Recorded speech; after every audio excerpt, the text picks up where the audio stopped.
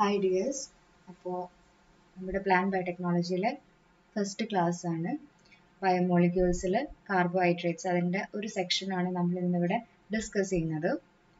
അപ്പോൾ ഓൾറെഡി നമ്മൾ ഇൻട്രൊഡക്ഷനിൽ പറഞ്ഞു ഏതൊക്കെ ബുക്സ് ആണ് റെഫർ ചെയ്യേണ്ടതെന്ന്. അപ്പോൾ കാർബോഹൈഡ്രേറ്റ്സിനെ സംബന്ധിച്ചാണെങ്കിൽ സമയം ഒരുപാട് ഉണ്ടെങ്കിൽ ലെനിഞ്ചർ നോക്കുന്നതായിരിക്കും നല്ലത് ഫസ്റ്റ്. അതിലാണെങ്കിൽ കോൺസെപ്റ്റ് ഒക്കെ നന്നായിട്ട് ക്ലിയർ ചെയ്തിട്ടാണ് അതിൽ പറഞ്ഞേക്കുന്നത്. പിന്നെ സമയം അധികം ഇല്ലെങ്കിൽ ബയോസിൻ്റെ ഇൻസ്റ്റന്റ് നോട്ട്സ് റെഫർ ചെയ്യാവുന്നതാണ്. അതുപോലെ തന്നെ പാത്ത് ഫൈൻഡർ, അതിൻ്റെ ലൈഫ് സയൻസസ് പാർട്ട് 1 കാർബോഹൈഡ്രേറ്റ്സിൻ്റെ ചാപ്റ്റർ ഉണ്ട്, അതും നോക്കാവുന്നത് മാത്രം. നമുക്ക് ചാപ്റ്ററിലേക്ക് പോവാം. കാർബോഹൈഡ്രേറ്റ്സ് എന്താണെന്നൊക്കെ നമുക്ക് അറിയാമല്ലോ അല്ലേ?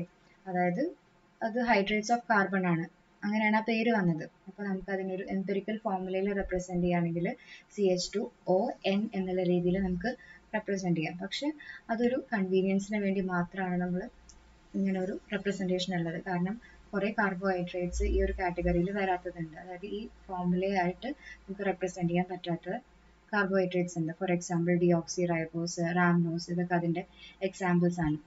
അതുപോലെ തന്നെ ചില കോമ്പൗണ്ട്സ് നമുക്ക് ഈ ഫോർമുലയിൽ നമുക്ക് റെപ്രസെൻറ്റ് ചെയ്യാൻ പറ്റും, but they are not carbohydrates. For example നമ്മുടെ ഫോർമാൽഡിഹൈഡ്, അതുപോലെ ലാക്റ്റിക് ആസിഡ്, അസറ്റിക് ആസിഡ്, ഇതൊക്കെ ഇതിൻ്റെ എക്സാമ്പിൾസ് ആണ്. ഓക്കെ, പിന്നെ ഗ്ലൂക്കോസാമീൻ പോലുള്ള ഷുഗേഴ്സിലൊക്കെ ആണെങ്കിൽ നൈട്രജൻ ഉണ്ട്, അതുപോലെ തന്നെ ചില കോമ്പൗണ്ട്സിൽ ഫോസ്ഫറസ് ഉണ്ട്, സൾഫർ ഉണ്ട്. അപ്പോൾ ഒരുപാട് എക്സെപ്ഷൻസ് ഉണ്ട്. അപ്പോൾ നമുക്ക് കുറച്ചുകൂടി അഡ്വാൻസ്ഡ് ആയിട്ട് പറയുകയാണെങ്കിൽ ഇവർ പോളിഹൈഡ്രോക്സി ആൽഡിഹൈഡ്സ് അല്ലെങ്കിൽ പോളിഹൈഡ്രോക്സി കീറ്റോൺസ് ആണ്, or substances that healed such compounds on hydrolysis. അപ്പോൾ ആ ടേമിന് തന്നെ വളരെ വ്യക്തമാണ്. അതായത് കുറേ ഹൈഡ്രോക്സിൽ ഗ്രൂപ്പ്സ് ഉണ്ടാവും, അതേപോലെ ഫങ്ഷണൽ ആയിട്ട് ഒന്നെങ്കിൽ ആൽഡിഹൈഡ് ഗ്രൂപ്പ് ആയിരിക്കും ഉണ്ടാവുക, അല്ലെങ്കിൽ കീറ്റോൺ ഗ്രൂപ്പ് ആയിരിക്കും ഉണ്ടാവുന്നത്. അപ്പോൾ ഈ കാർബോഹൈഡ്രേറ്റ്സ് ആണ് നമ്മുടെ ഏറ്റവും അബൻഡൻ്റ് ആയിട്ടുള്ള ബയോമോളിക്യൂൾസ് എർത്തിൽ. അപ്പോൾ ഈ രണ്ട് പോയിന്റ്സ് ഭയങ്കര ഇമ്പോർട്ടൻ്റ് ആണ്. അതായത് ഫസ്റ്റ് നമ്മൾ പറഞ്ഞ പോലെ പോളിഹൈഡ്രോക്സി ആൽഡിഹൈഡ്സ് ആണ് പോളിഹൈഡ്രോക്സി കീറ്റോൺസ്. അത് എക്സാമിന് ഇതിൽ ക്വസ്റ്റ്യൻ ബുക്സിലൊക്കെ കാണാറുണ്ട്, ചില ബുക്സിലൊക്കെ ഞാൻ ഈ ക്വസ്റ്റ്യൻ കണ്ടിട്ടുണ്ട്. അതുപോലെ തന്നെ ഈ അബൻഡൻ്റ് ആയിട്ടുള്ള ബയോമോളിക്യൂൾസ് ഏതാണെന്ന് ക്വസ്റ്റ്യൻ വരാറുണ്ട്. ഓക്കെ, പിന്നെ ഇതിന് നമ്മൾ സാക്കറൈഡ്സ് എന്നും പറയും. ഇപ്പോൾ സാക്കറൈഡ് എന്ന് പറയുമ്പോൾ സാക്രോൺ എന്ന ഗ്രീക്ക് വേർഡിൽ നിന്നാണ് അത് ഡിറൈവ് ചെയ്തിട്ടുള്ളത്. അപ്പോൾ അത് ഷുഗേഴ്സ് എന്നുള്ള രീതിയിലാണ് പറയുന്നത്. പക്ഷെ എല്ലാ കാർബോഹൈഡ്രേറ്റ്സും ഷുഗേഴ്സ് അല്ല, നോൺ ഷുഗേഴ്സ് ആയിട്ടുള്ള നമ്മുടെ പോളിസാക്കറൈഡ്സ് ഒക്കെ നോൺ.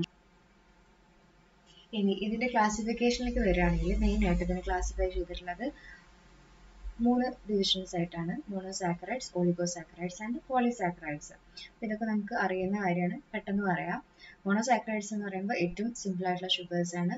ഒരു പോളിഹൈഡ്രോക്സി ആൽഡിഹൈഡ് അല്ലെങ്കിൽ കീറ്റോൺ യൂണിറ്റ് ആണ് ഉള്ളത്. ഒളിഗോസാക്കറൈഡ്സിൽ എന്ന് പറയുമ്പോൾ 2 to 10 യൂണിറ്റ്സ് വരെ ഉണ്ടാവും. അത് ജോയിൻ ചെയ്തിട്ടുള്ളത് ഗ്ലൈക്കോസിഡിക് ബോണ്ടാണ്, ഓ ഗ്ലൈക്കോസിഡിക് ആണ്. അപ്പം അത് എടുത്തു പറയാൻ കാരണം എന്ന് വെച്ച് കഴിഞ്ഞാൽ ന്യൂക്ലിയോസൈഡ്സിലൊക്കെ N ഗ്ലൈക്കോസിഡിക് ലിങ്കേജ് ആണ് ഉള്ളത്. ഇവിടെ ഇറ്റ് ഈസ് O. ന്യൂക്ലിയോസൈഡ്സിൻ്റെ കേസിൽ ബേസിസ് ആയിട്ടല്ലേ അവിടെ അറ്റാച്ച്മെന്റ് നടക്കുന്നത്, അതുകൊണ്ടാണ് N വഴി ആയതുകൊണ്ടാണ് N ഗ്ലൈക്കോസിഡിക് ബോണ്ട് വന്നത്. ഇനി ഡൈസാക്കറൈഡ്സിനെ നമ്മൾ സെപ്പറേറ്റ് ആയിട്ട് ചില ബുക്സിലൊക്കെ കാണാറുണ്ട്, സെപ്പറേറ്റ് കാറ്റഗറി ആയിട്ട്. അത് അതിൻ്റെ ഇമ്പോർട്ടൻസ് കാരണം കൊണ്ടാണ്. അത്രയും അബൻഡൻ്റ് ആയിട്ടുള്ള ഒളിഗോസാക്കറൈഡ്സ് ആണ് ഡൈസാക്കറൈഡ്സ്. അപ്പോൾ അത് 2 മോണോസാക്കറൈഡ് യൂണിറ്റ്സ് കൂടി ഫോം ചെയ്തിട്ട് ഉണ്ടാവുന്നതാണ്. Example sucrose, which is formed of glucose and fructose. ഇനി പോളിസാക്കറൈഡ്സ് ആണെങ്കിൽ അത് മോർ ദാൻ 20 യൂണിറ്റ്സ് തമ്മിൽ ഫോം ചെയ്യുന്നതാണ്. ചിലതിൽ അത് ഹൺഡ്രഡ്സ് ഓഫ് യൂണിറ്റ്സ് വരെ ഉണ്ടാവും, ചിലതിൽ തൗസൻഡ്സ് ഓഫ് യൂണിറ്റ്സ് വരെ ഉണ്ടാവാം. എക്സാമ്പിൾ എന്ന് പറഞ്ഞു കഴിഞ്ഞാൽ സെല്ലുലോസ്, ഗ്ലൈക്കോജൻ ഒക്കെ. ഇനി മോണോസാക്കറൈഡ്സിനെ നമ്മൾ ഓൾറെഡി പറഞ്ഞു, നമുക്ക് അതിനെ ഫർദർ ആയിട്ട് ഹൈഡ്രോലൈസ് ചെയ്യാൻ പറ്റില്ല എന്നുള്ളത്. പിന്നെ നമുക്ക് അതിന് എംപിരിക്കൽ ഫോർമുലയിൽ പറയുകയാണെങ്കിൽ CH2ON where N is greater than or equal to 3.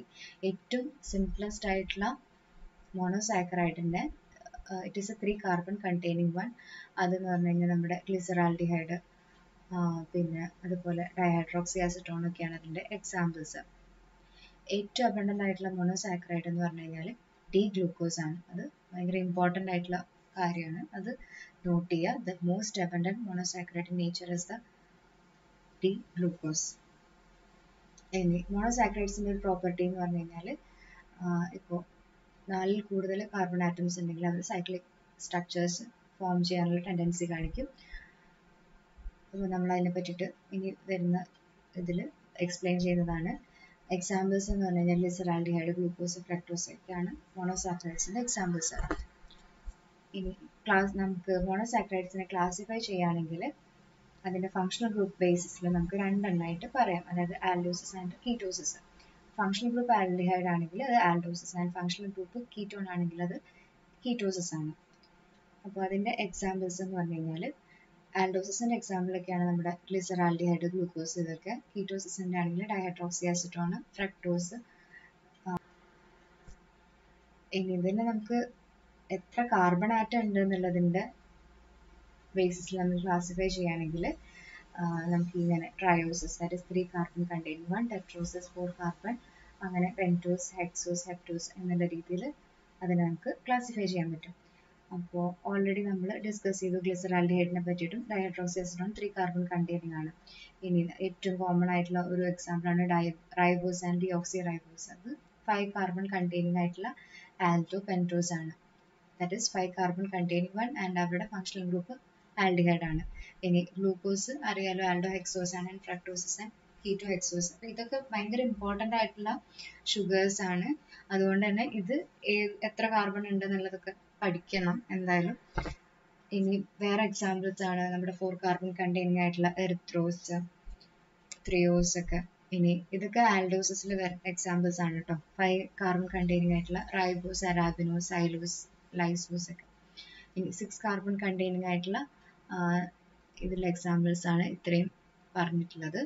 അപ്പോൾ ഇത് എല്ലാം ഒന്നും പഠിച്ചില്ലെങ്കിലും അത്യാവശ്യം ഇമ്പോർട്ടൻ്റ് ആയിട്ട് തോന്നുന്നത് അതിൽ എത്ര കാർബൺ ഉണ്ടെന്നുള്ളത് നോട്ട് ചെയ്ത് വെക്കുക.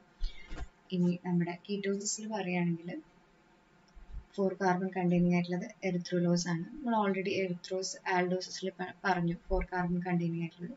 അതിന് കറസ്പോണ്ടിങ് ആയിട്ടുള്ള കീറ്റോസ് ആണ് എറിത്രോലോസ്. ഇനി 5 കാർബൺ കണ്ടെയ്നിങ് ആയിട്ട് റൈബോസിന് കറസ്പോണ്ടിങ് ആയിട്ടുള്ള കീറ്റോസ് ആണ് റൈബുലോസ്, സൈലോസിൻ്റെ സൈലുലോസ്. അങ്ങനെ 6 കാർബൺ കണ്ടെയ്നിങ് ആയിട്ടുള്ള സൈക്കോസ്, ഫ്രക്ടോസ്, ഓർഗോസ്, ടാഗറ്റോസ് ഒക്കെ.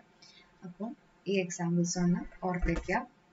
ഇനി ഇവരുടെ ഒരു പ്രോപ്പർട്ടി എന്ന് പറഞ്ഞു കഴിഞ്ഞാൽ ഇവർക്ക് അസിമെട്രിക് കാർബൺ അല്ലെങ്കിൽ കൈറൽ കാർബൺ ഉള്ളതുകൊണ്ട് തന്നെ എന്ത് കാണിക്കും?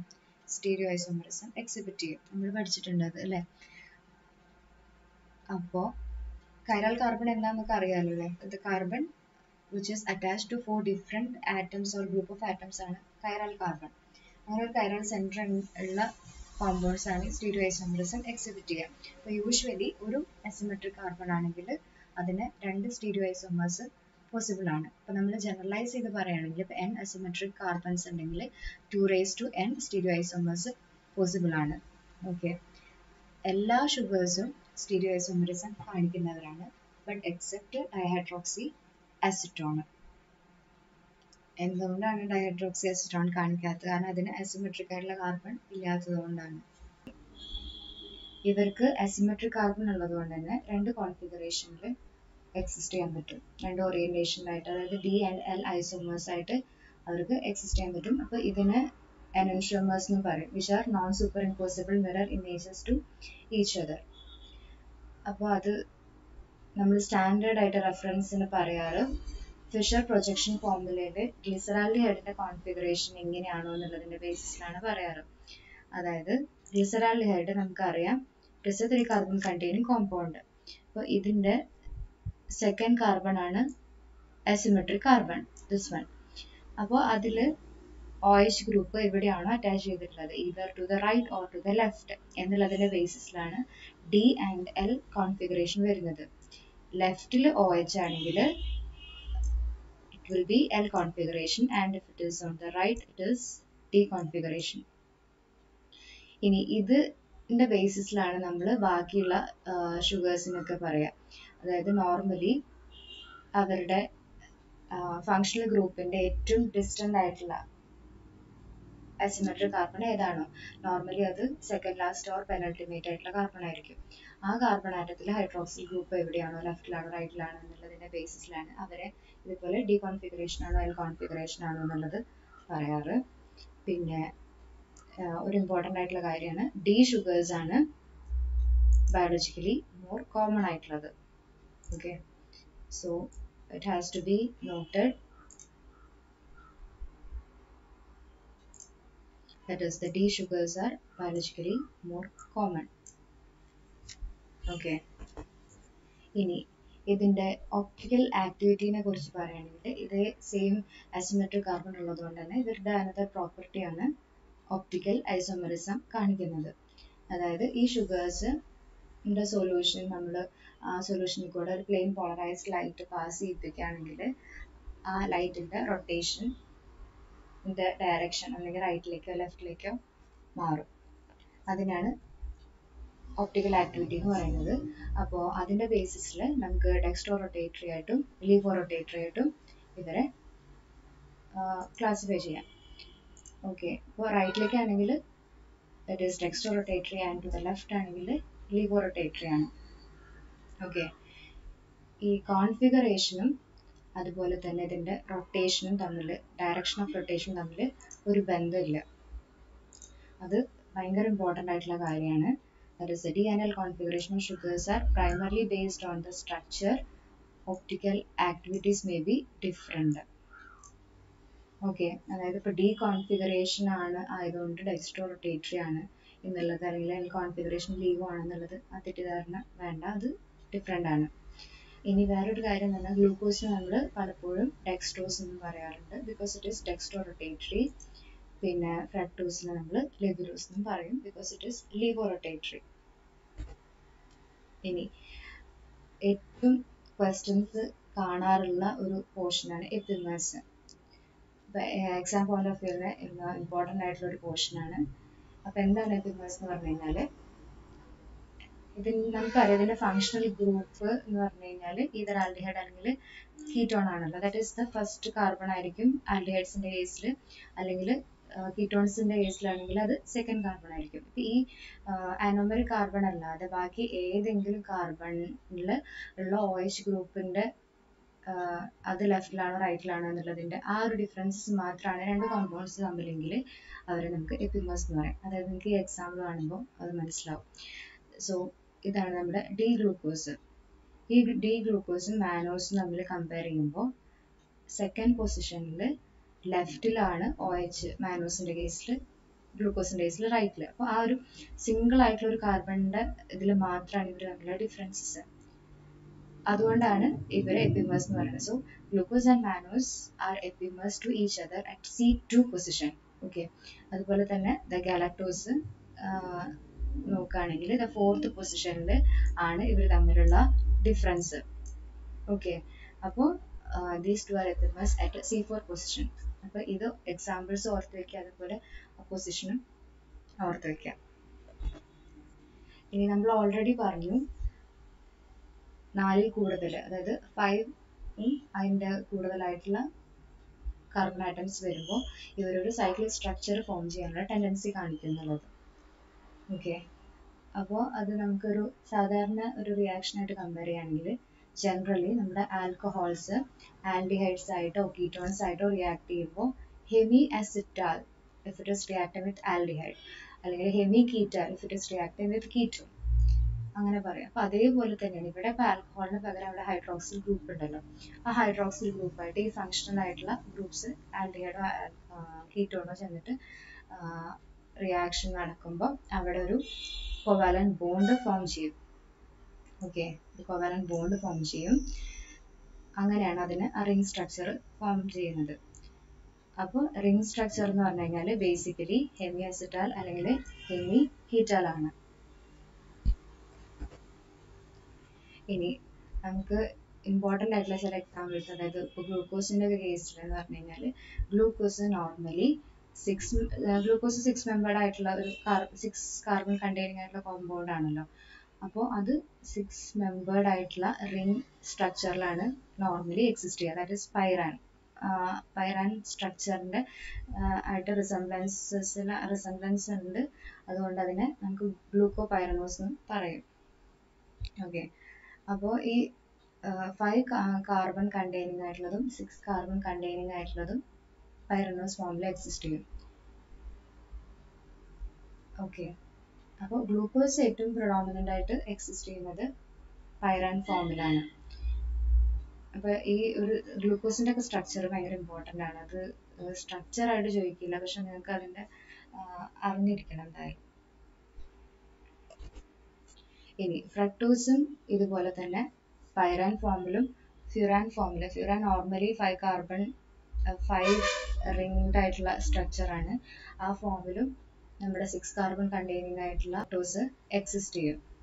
ഓക്കെ, അപ്പോൾ നോർമലി എങ്ങനെയാണെന്ന് വെച്ച് കഴിഞ്ഞാൽ, ഇപ്പോൾ ഫ്രക്ടോസ് സിംഗിൾ ആയിട്ട്, അതായത് വേറെ കോമ്പൗണ്ട് ഡെറിവേറ്റീവ്സ് ഒന്നും അല്ലാതെ ഫ്രീ ആയിട്ട് എക്സിസ്റ്റ് ചെയ്യുകയാണെങ്കിൽ പൈറനോസ് ഫോമിൽ ആണ് എക്സിസ്റ്റ് ചെയ്യുക. ഓക്കെ, അഥവാ അത് ഡെറിവേറ്റീവ്സിൻ്റെ ഫോമിലാണെങ്കിൽ ഫ്യൂറാൻ ഫോമിലാണ് എക്സിസ്റ്റ് ചെയ്യുക. അപ്പം ഇത് ഓർക്കുക, glucose predominantly exists in the pyranose form.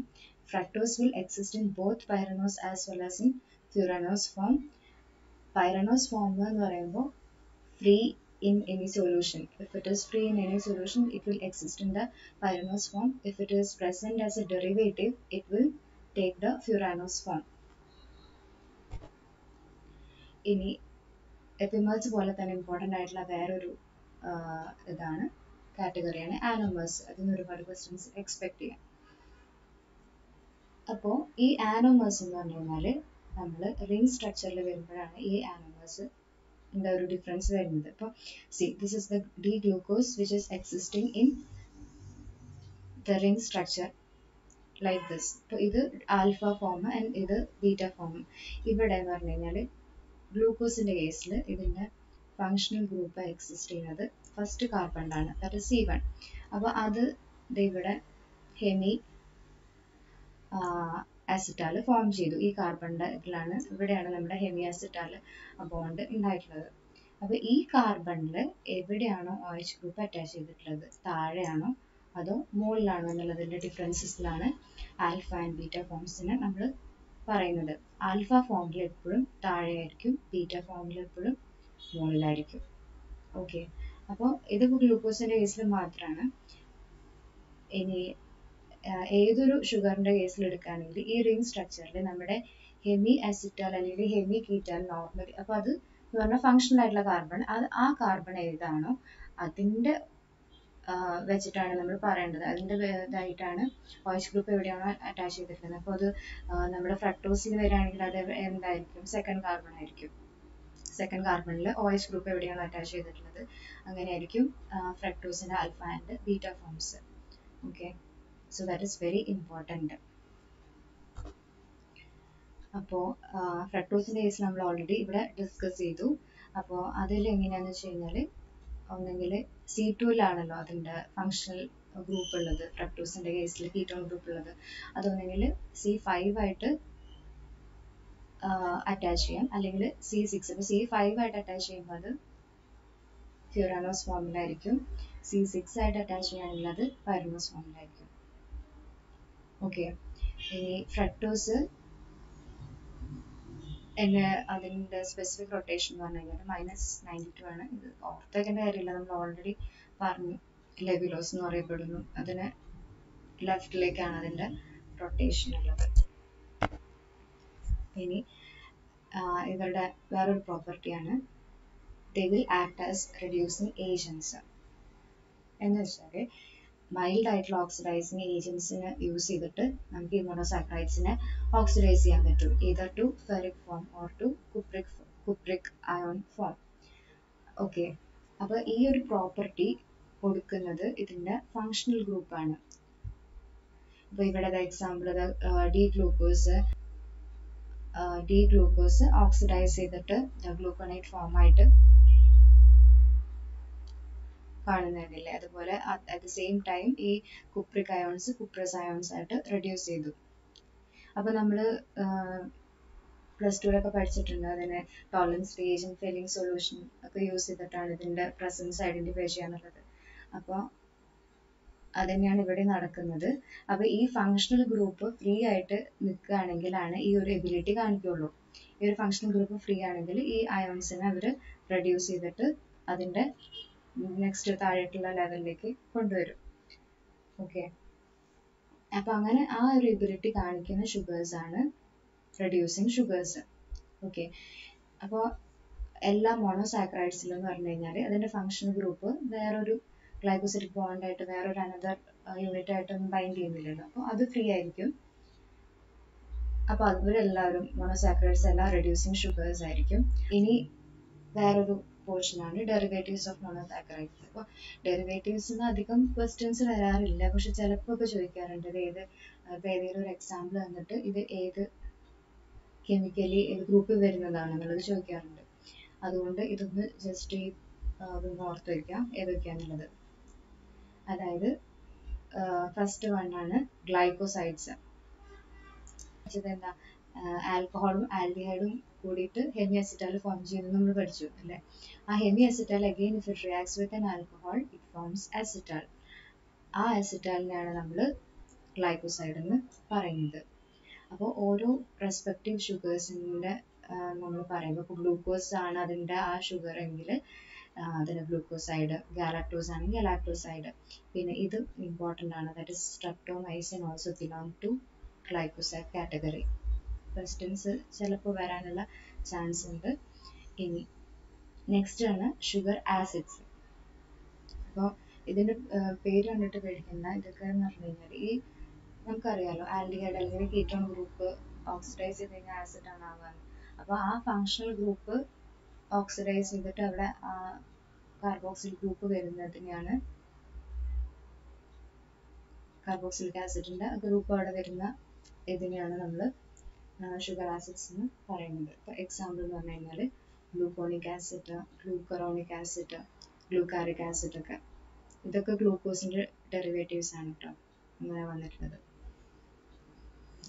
അപ്പോൾ ഇത് ഡെപ്തിൽ പഠിക്കേണ്ട ആവശ്യമില്ല, അത് ഞാൻ ഇതിനെ കൂടുതൽ എക്സ്പ്ലെയിൻ ചെയ്യാത്തത്. പിന്നെ ഷുഗർ ആൽക്കഹോൾസ് എന്ന് പറഞ്ഞു കഴിഞ്ഞാൽ ഇതേപോലെ ഫങ്ഷണൽ ഗ്രൂപ്പ് ആയിട്ടുള്ള ആൽഡിഹൈഡ്സ് അല്ലെങ്കിൽ കീറ്റോൺസ് റെഡ്യൂസ് ചെയ്തിട്ട് അവിടെ ഹൈഡ്രോക്സിൽ ഗ്രൂപ്പ് വരുമ്പോൾ, അതായത് ആൽക്കഹോളായിട്ട് വരുന്നതിനാണ് ഷുഗർ ആൽക്കഹോൾസ് അല്ലെങ്കിൽ ആൽഡിറ്റോൾസ് എന്ന് പറയുന്നത്. അപ്പോൾ ഓരോ ഷുഗറിൻ്റെ കറസ്പോണ്ടിങ് ആയിട്ടുള്ള ഇതാണ്, അതായത് സോൾബിറ്റോൾ, സൈലിറ്റോളൊക്കെ. ഓക്കെ, അപ്പോൾ അതൊന്നും ഓർത്ത് വയ്ക്കുക. പിന്നെ അമിനോ ഷുഗേഴ്സ് എന്ന് പറഞ്ഞു കഴിഞ്ഞാൽ നമ്മുടെ ഇതുപോലെ ഹൈഡ്രോക്സിൽ ഗ്രൂപ്പിനെ റിമൂവ് ചെയ്തിട്ട് അവിടെ അമിനോ ഗ്രൂപ്പോ അല്ലെങ്കിൽ ഇപ്പോൾ അസിറ്റൈൽ അമിനോ ഗ്രൂപ്പൊക്കെ വരുന്ന കേസിലാണ് നമ്മൾ അമിനോ ഷുഗേഴ്സ് എന്ന് പറയുന്നത്. ഇപ്പോൾ എക്സാമ്പിൾസ് എന്ന് പറഞ്ഞു കഴിഞ്ഞാൽ ഗ്ലൂക്കോസമീൻ, ഗാലക്ടോസമീൻ, എൻ അസിറ്റൈൽ ഗ്ലൂക്കോസമീൻ ഒക്കെ കേട്ടിട്ടില്ലേ.